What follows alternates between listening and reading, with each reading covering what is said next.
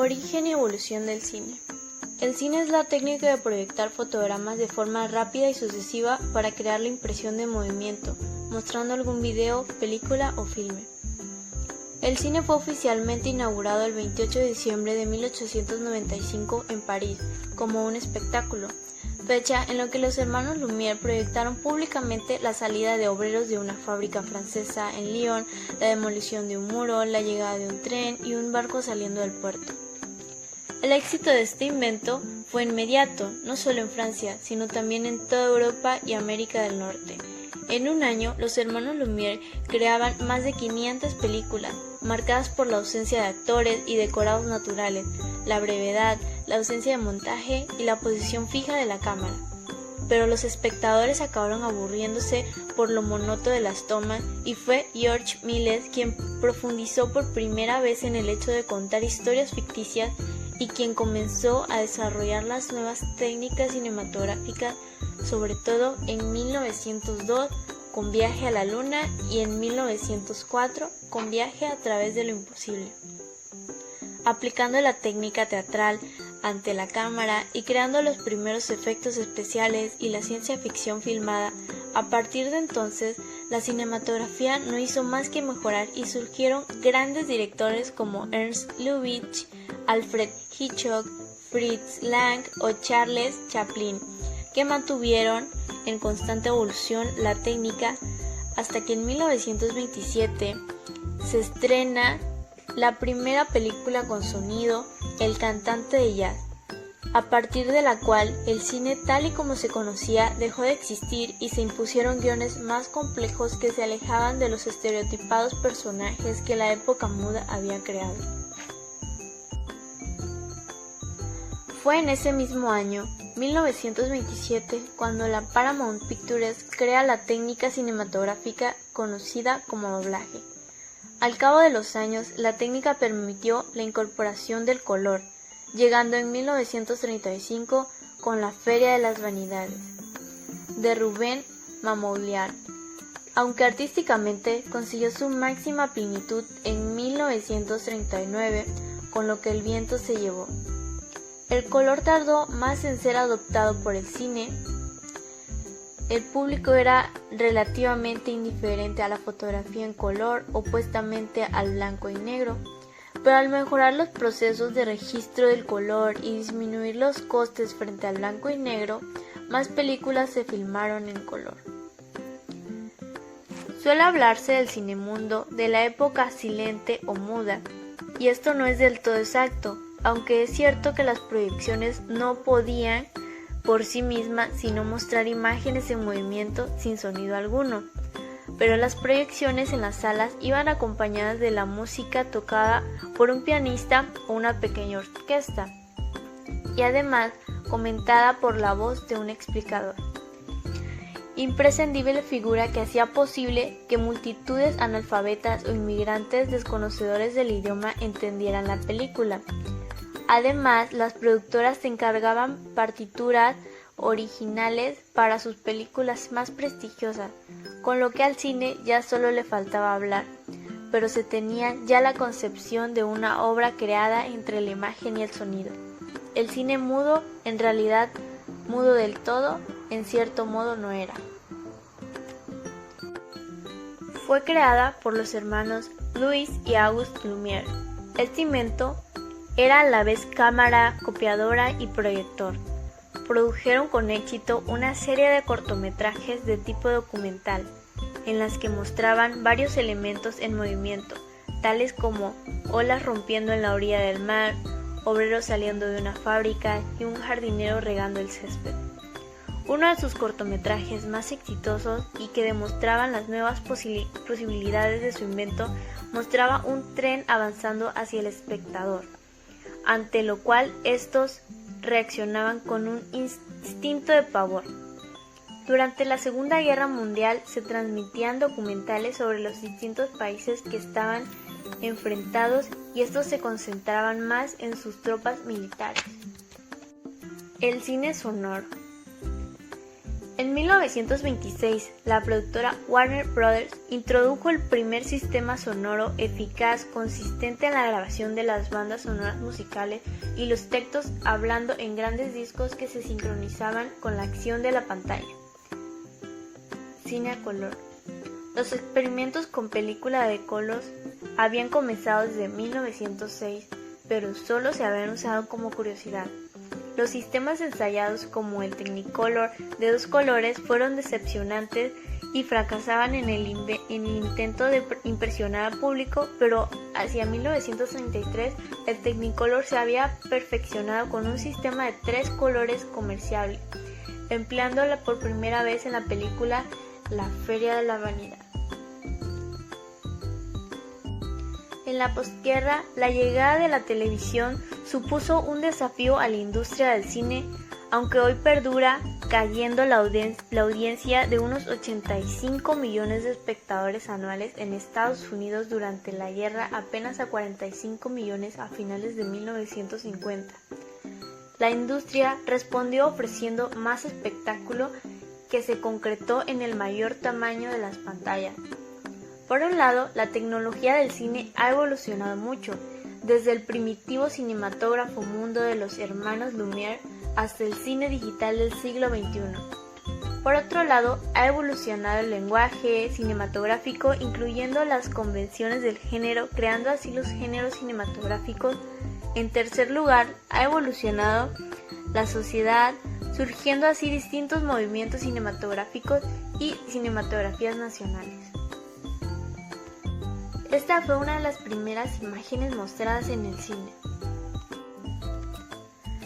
Entre 1936 y 1956, la industria cinematográfica en México alcanzó uno de sus mejores momentos, considerados como la época de oro del cine mexicano. La rememoración de aquel esplendoroso periódico del cine mexicano nos lleva al trabajo artístico de reconocidos directores como Luis Buñuelo, Emilio Fernández, Fernando de la Fuente, Juan Bustillos, por mencionar solo algunos, que llevaron a la pantalla grande a actrices y actores quienes dejarían huella en la cultura fílmica de México. Tal fue el caso de Joaquín y Sara, La Abuela de México, Pedro Infante, María Félix, Jorge Negrete, Dolores del Río y Mario Moreno, Cantinflas, siendo esto algunos de los más representativos. La investigadora María Cruz refiere que otra de las características de la cúspide del cine mexicano corresponde a la amplia aceptación que tuvieron los filmes no solo en el mismo territorio, sino en otras latitudes de América Latina e incluso en los Estados Unidos, lugar que para este tiempo ya era considerado referencia de la industria del séptimo arte por sus múltiples y afamados estudios fílmicos ubicados en Hollywood y California. Toda película nacional que se fue produciendo en aquellos años buscó luchar por el engrandecimiento de la industria cinematográfica del país. Sin embargo, llevar a cabo la producción de una película era una proeza comprometedora ante la falta de recursos de las recién iniciadas productoras nacionales, que en ocasiones no recuperaban en la taquilla lo que habían invertido. Esta situación se vería finalizada por el apoyo que proporcionaría el Estado, medida fundamental para levantar la industria del cine. Hasta que ese momento se había canalizado solo la creación de espacios que exhibían películas alquiladas o adquiridas a reconocidas causas productoras de los Estados Unidos como Triangle Film, Paramount Pictures, Fox Film Corporation, así como la productora francesa PAT. El fondo documental Lázaro Cárdenas del Río da cuenta de la evolución que paulatinamente alcanzó el cine mexicano, así como el interés que mostró el gobierno de aquel tiempo por apoyar a dicha industria. Fue precisamente en 1939 que se llegó a dos consideraciones: la necesidad de crear un banco para financiar los productores y consolidar una cámara de comercio cinematográfico, por lo cual ese mismo año se dio vida a la Financiera Cinematográfica Nacional, compuesta por el 51% del capital público proveniente del gobierno federal, del Banco Nacional Obreros y otras instituciones nacionales de crédito, mientras que el 49% de inversión procedía de los productores y otros particulares. Con ello, el Poder Ejecutivo se situaba como promotor de la industria cinematográfica en México y por tanto gerente destinado a decidir qué está permitido y prohibido exhibir en los cines, ya que el Consejo de Administración de la FCN, encargado del crédito, control y distribución, estaba compuesto por 2 consejeros del gobierno federal, 3 de los accionistas particulares y 1 de los trabajadores y técnicos de la industria. Este control de Estado se manifestaba desde la llegada de la máquina fílmica a nuestro país, pues desde un inicio se le consideró una herramienta que podía transmitir fácilmente ideas a la masa, por lo cual su control y apoyo fue tema prioritario de gobierno. Asimismo, una de las políticas que estableció Lázaro Cárdenas con relación al cine nacional fue decretar que al menos una película nacional debía estrenarse en cines de categoría y que los cines del país estaban obligados a exhibir películas nacionales con penas económicas para los exhibidores que se negaran a hacerlo. En esta etapa destacaron películas que se buscaban promover la cultura, la moral y el nacionalismo. Este último relacionado a la independencia económica de México ante el acontecimiento reciente de la expropiación petrolera que se había vivido en marzo de 1938, cabe señalar que se dieron casos en los cuales se hace circular una película en las principales salas del país y del extranjero. Esta llegaba a la Casa de los Pinos, donde el presidente Cárdenas emitía su punto de vista como cinéfilo y daba su visto bueno para su estreno. Así sucedió con Allá en el Rancho Grande. Como se puede ver, fuentes documentales sobre la cine nacional puede ser consultada en Archivos Generales de la Nación, mostrando lo bueno, lo malo y lo feo del cine mexicano. Pues mientras que en el Fondo Documental Presidencia conocemos el apoyo e impulso por parte del Estado hacia la industria. En los expedientes del Fondo de la Investigación Política y Sociales se revela aquella política de censura que aplicó el gobierno al grado de dar seguimiento y vigilancia hacia el sector que confirmaba el séptimo arte en México, considerado de gran influencia en la mentalidad de la sociedad mexicana. Otros fondos documentales y gráficos resguardados en el AGN en dar a conocer sobre la época de oro y sus trasfondos son propiedad artística y literaria que conserva diversos guiones cinematográficos de inolvidables películas. Los géneros cinematográficos se clasifican según los elementos comunes de las películas que abarquen originalmente según sus aspectos formales. Alternativamente, los géneros cinematográficos se definen por su ambientación o por su formato. Los géneros siguientes son a menudo concretados para formar subgéneros y también pueden ser combinados para formar géneros híbridos. Clasificar por su estilo o tono. Drama. En el cine, películas que se centran principalmente en el desarrollo de un conflicto entre el protagonista o del protagonista con su entorno o consigo mismo. Comedia. Películas realizadas con la intención a provocar humor, entretenimiento y risas en el espectador.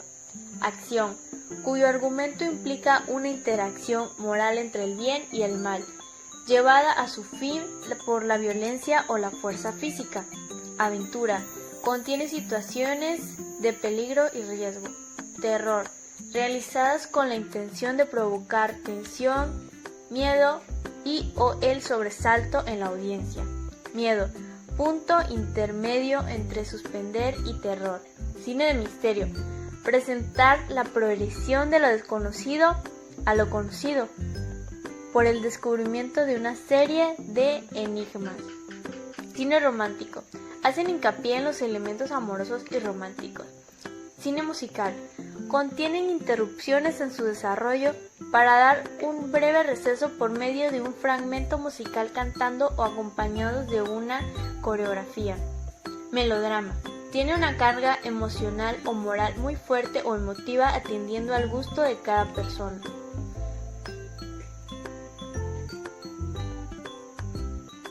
Suspense.